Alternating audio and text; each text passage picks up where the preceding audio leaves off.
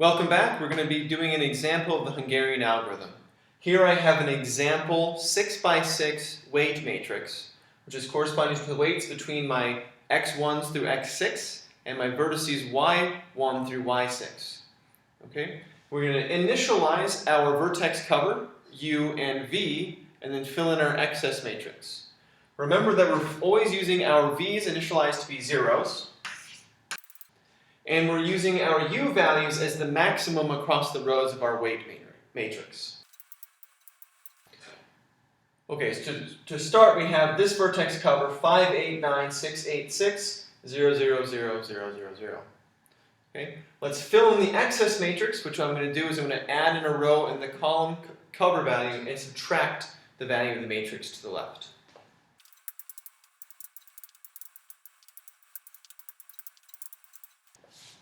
So here is our matrix, our excess matrix, and what we're specifically going to look at are the values of where the zeros are, and build our equality subgraph.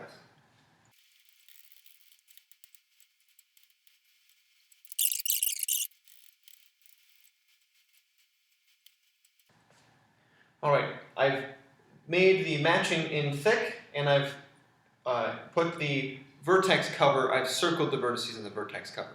So let's take what we found out from here and mark it up in our excess matrix. Specifically, the vertex cover values in the y's are going to become our t sets, and the vertex cover values in the x's are going to be our r sets. Okay, we have now marked our columns that are in the vertex cover with t's, and marked our rows that are in the vertex cover with r. It's now time to compute our epsilon value by looking at the entries which are not in these rows or columns.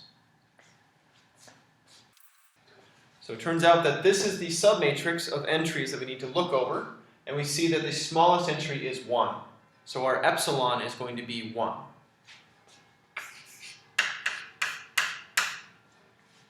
Now let's complete our iteration by adjusting our vertex cover accordingly. I have now adjusted our u and v values according to our rule. I decrease the values that are not in r for u, and I increase the values that are in t for v. But now we also need to update our excess matrix now that we have adjusted these values. So I'm going to erase this graph, and erase our t and r markers, and get a new excess matrix.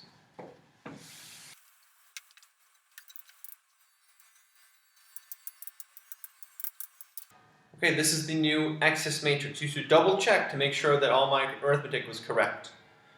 Now we're going to perform a new iteration. We're going to look for a maximum matching in our equality subgraph once more.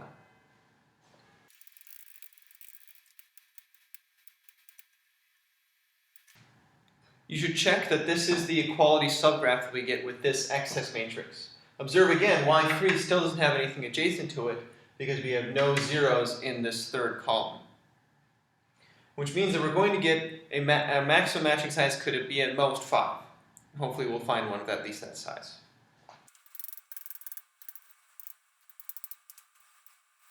Okay, here is another matching of size 5, and because y3 has no adjacent vertices, we can use all of y's outside of y3 to be a vertex cover of size 5. Right, which means that we're going to use our t values are going to be all the columns except for column 3, and we'll have 0 r rows. With this vertex cover, we can now look at only the row 3, or column 3. It's the only place that we need to look for our minimum epsilon value. Okay, so we will definitely get a 0 in this column in the next iteration. So I look at this and I see my minimum value is 2. So epsilon is 2. Which means that we now want to increase our u values, decrease our u values by 2 whenever we weren't in the cover, which is everything. And we want to increase our v values by 2 whenever I am in the cover, which is everything except for the third column. I've modified the values here now, and now I need to modify the excess matrix, but again I only need to modify this column because every other column had every value go up by epsilon and down by epsilon. So I also need this one to go down by epsilon. So here is our updated excess matrix. Now let's take a look at our equality subgraph and hopefully we'll get a perfect matching.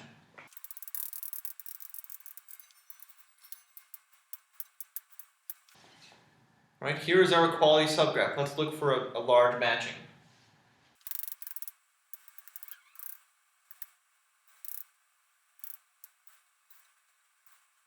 Okay, we still don't have a perfect matching, and I can show you why. If I look at y6, y4, and y3, those three vertices only have neighbors in x4 and x1, which means that Hall's condition fails. I cannot saturate the y's. Okay, but also we have this vertex cover of size 5, using these circle values. So we can use another iteration of the algorithm to improve our vertex cover. So I've marked the t's and r's, so we can continue looking for our epsilon values.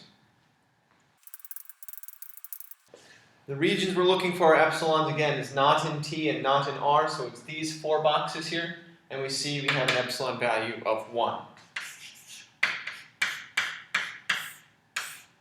Okay. You should always have an epsilon value strictly larger than 0. If you ever get epsilon equal to 0, you've done something wrong. So you should look very carefully for that. So now let's make the adjustment to our vertex cover by reducing u and increasing v. Alright, I've made the adjustments to u and v. We now need to make adjustments to the excess matrix. Remember, everything that was a potential epsilon value is going to go down by epsilon.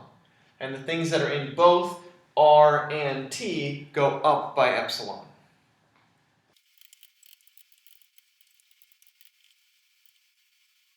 Okay, of course, when you are doing this algorithm, you should be making a new copy of the excess matrix at every step instead of overwriting what you've already got.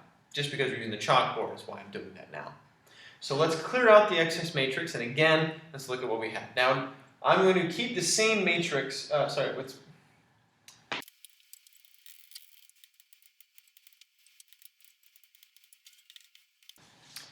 And success. We have a perfect matching in our equality subgraph. Let's see which positions of the excess matrix these edges correspond to.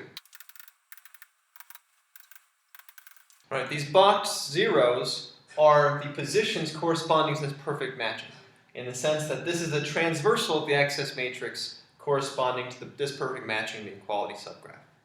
Okay? And now, since we have this perfect matching, we're going to output this and our vertex cover, but let's just double check that our perfect matching actually has the same weight as our vertex cover by looking at how it looks in our weight matrix.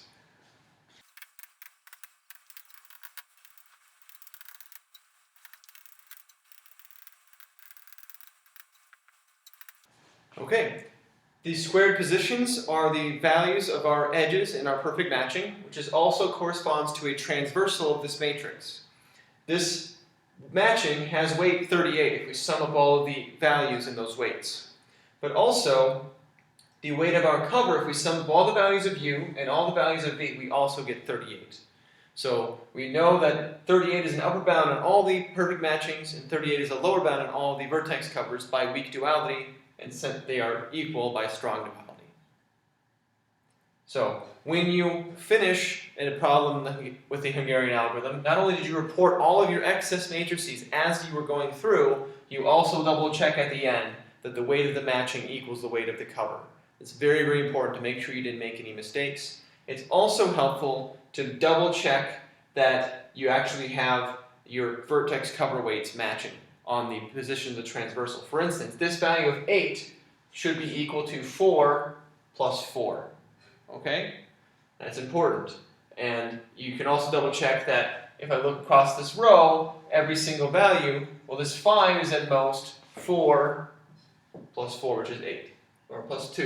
Okay, it's most 4 plus 2, which is 6. Okay, so this 5 here is at most 6. So all of our vertex cover inequalities hold.